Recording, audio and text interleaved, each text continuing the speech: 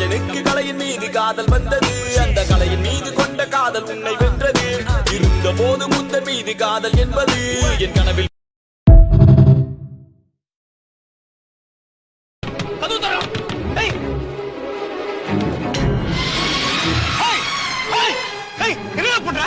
அண்ணே என்ன மன்னிச்சிருந்த. வீட்டுல ஒரே ஒரு பிரியாணி தானே வாங்கிட்டு இருக்காங்க. ஷேர் பண்ணி சாப்பிட எனக்கு மனசு வரலண்ணே.